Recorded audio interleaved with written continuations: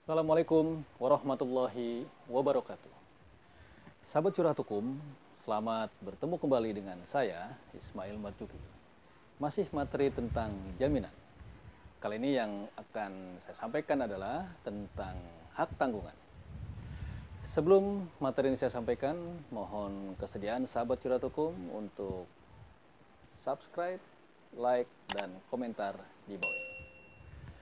Sahabat Curhat Hukum, secara singkat dan sederhana dapat saya sampaikan bahwa yang dimaksud dengan hak tanggungan adalah hak jaminan yang dibebankan pada hak atas tanah berikut atau tidak berikut benda-benda yang ada di atasnya yang merupakan satu kesatuan dengan tanah itu untuk pelunasan utang tertentu yang memberikan kedudukan yang diutamakan kepada kreditor tertentu terhadap kreditor lainnya. Jadi, sahabat Curhat Hukum dapat diringkas bahwa yang dimaksud dengan hak tanggungan adalah hak jaminan yang dibebankan kepada hak atas tanah, yaitu hak milik, hak guna usaha, hak guna bangunan, dan hak pakai atas tanah negara. Berikut atau tidak berikut, ya jadi hak atas tanah termasuk atau tidak termasuk benda-benda yang merupakan satu kesatuan dengan tanah itu, seperti bangunan atau pohon-pohon dan mesin-mesin berat yang melekat pada tanah itu. Untuk pelunasan utang dari debitur dan di mana kreditur diberikan kedudukan yang utama dibandingkan kreditur lain yang tidak diikat dengan hak tanggungan. Dalam perjanjian pemberian hak tanggungan, ada dua pihak yang terlibat. Yang pertama adalah pemberi hak tanggungan, yaitu baik perseorangan atau badan hukum. Pemberi hak tanggungan inilah orang yang berwenang atau berhak atas suatu hak atas tanah.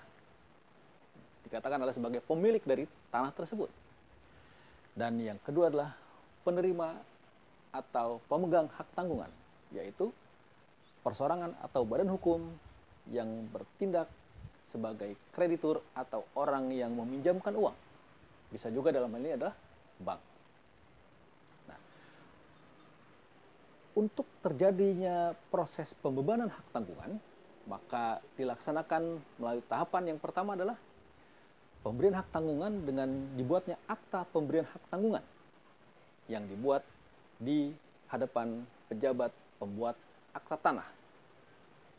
Nah, sebelum akta pemberian hak tanggungan ini dibuat, maka pihak debitur dan kreditur harus membuat perjanjian utang piutang sebagai perjanjian pokok. Setelah perjanjian utang piutangnya ada, baru dibuat akta pemberian hak tanggungan. Setelah akta ditandatangani, maka PPAT akan mendaftarkan hak tanggungan tersebut di kantor pertanahan di mana letak tanah tersebut berada. Sahabat Curhat Hukum, dalam hak tanggungan ini dapat saya ilustrasikan sebagai berikut. Misalnya, A akan meminjam uang dari B. Maka A menyerahkan tanah berikut bangunannya kepada B sebagai jaminan. Tanah dan bangunan atau rumah yang dijadikan jaminan ini kemudian diikat dengan jaminan hak tanggungan, di mana A dan B pertama adalah membuat atau menandatangani perjanjian utang piutang. Setelah itu dibuatlah akta pemberian hak tanggungan.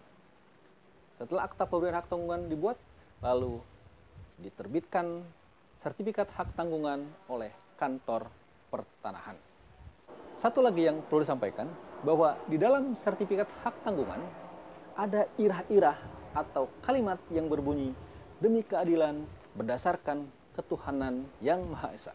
Artinya bahwa sertifikat hak tanggungan ini mempunyai titel eksekutorial sehingga dapat langsung dieksekusi melalui perantara pengadilan negeri. Demikian yang dapat kami sampaikan. Lebih dan kurangnya mohon maaf.